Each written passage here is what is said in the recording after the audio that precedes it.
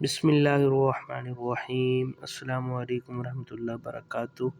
عزیز طلباء، کیسی ہیں؟ خیریت سے ہیں؟ اچھا، آج ہمارا ٹاپک ہے جو کل ہم نے پڑھا تھا، اسوہ رسول اور ہماری زندگی۔ نبی کریم خاتم النبیین صلی اللہ علیہ وسلم بطور سرچشمہ ہدایت۔ اس کا دوسرا پوائنٹ ہے خواتین کے ساتھ حسن سلوک۔ خواتین خاندان اور معاشرے کا اہم ترین اور اساسی رکن ہیں۔ مختلف تہذیبوں اور معاشروں میں خواتین کو بہت سے حقوق سے محروم رکھا گیا اور ظلم و ستم کا شکار بنایا گیا۔ اسلام نے اپنے پیروکاروں کو خواتین کے حقوق ادا کرنے اور ان سے حسن سلوک کا حکم فرمایا۔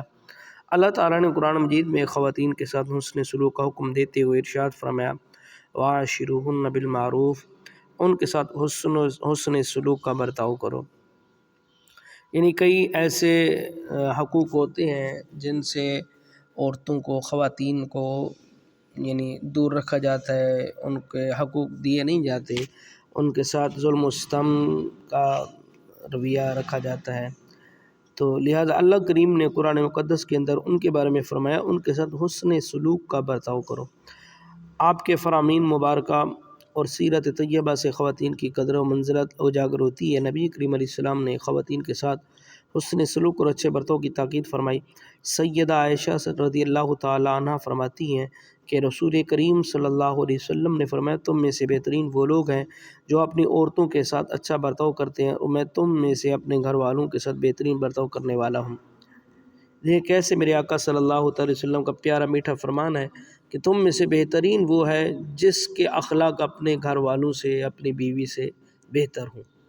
ایک حدیث مبارکہ نبی کریم علیہ السلام نے ایسے شخص کو جنت میں اپنے ساتھ کی بشارت عطا فرمائی جو بیٹیوں کی اچھی پرورش کرتا ہے، اور اپنے فرمایا جس نے 2 بیٹیوں کی پرورش کی یہاں تک کہ وہ بالغ ہو گئی، تو آپ خاتم النبیین نے اپنی انگلیوں کو ملاتے ہوئے فرمایا، میں اور قیامت کے دن اس طرح قریب ہوں گے۔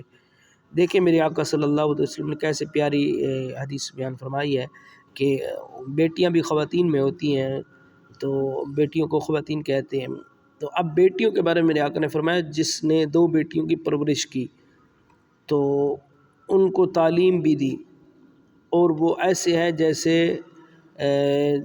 قیامت کے دن حضور علیہ السلام نے 2 انگلیاں اپنی ملاتے ہوئے فرمایا کہ وہ قیامت کے دن میرے اس طرح قریب ہوگا جیسے ایک انگلی دوسری انگلی کے ساتھ قریب ہے۔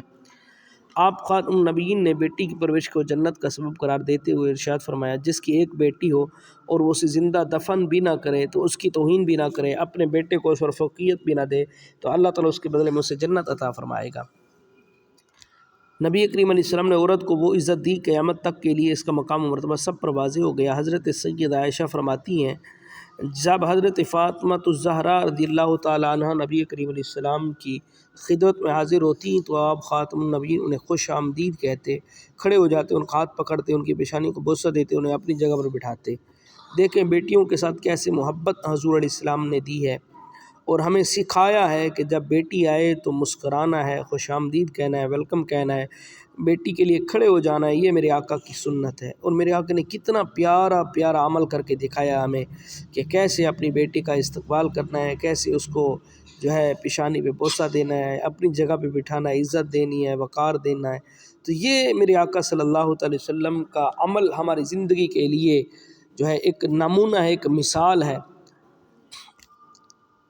نبی کریم علیہ السلام نے جنت ماں کے قدموں میں قرار دی۔ ایک موقع پر آپ خاتم النبیین نے ارشاد فرمایا، ماں کی خدمت کو لازم پکڑو کیونکہ جنت اس کے قدموں میں ہے۔ دیکھیں کیسے پیاری حدیث ہے۔ میرے آقا صلی اللہ تعالی وسلم نے فرمایا کہ ماں کی خدمت کرو، لازمی کرو، کیونکہ جنت جو ہے اس کے قدموں میں ہے۔ تو اب ماں کی شان کتنی واضح ہے۔ ہم جنت کے لیے کیا کچھ کرتے ہیں، نمازیں پڑھتے ہیں، بھاگتے ہیں، ادھر بھاگتے ہیں، ادھر بھاگتے ہیں، ہر چیز کی کوشش کرتے ہیں، لیکن میرے آقا نے فرمایا وہ ماں کے قدموں کے اندر جنت ہے۔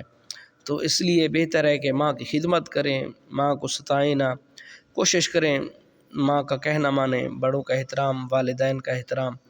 تو اور بھی حدیثیں اس کے ضمن میں میرے ذہن میں آ رہی ہیں۔ بہرحال ہم موضوع کی طرف آتے ہیں۔ آپ کی رضائی والدہ حضرت حلیمہ سعدیہ رضی اللہ تعالی عنہ آپ کے پاس آئیں تو آپ نے ان کے احترام میں اپنی چادر بچھائی اور بہت دیر تک ان کے ساتھ گفتگو فرماتے رہے۔ یہ تو رضائی ماں تھی۔ میرے آقا صلی اللہ تعالی علیہ وسلم کی رضائی کہتے ہیں جس نے دودھ پلایا ہو۔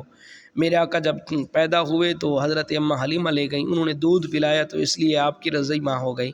تو آپ جب آئیں نا تو آپ نے اتنا احترام کیا اپنی رضعی ماں کا، اتنا احترام کیا کہ اپنی جو چادر تھی اس کو بچھائی حضور علیہ السلام نے، بے دیر تک اس چادر پہ بیٹھ کر گفتگو کرتے رہے، فرماتے رہے۔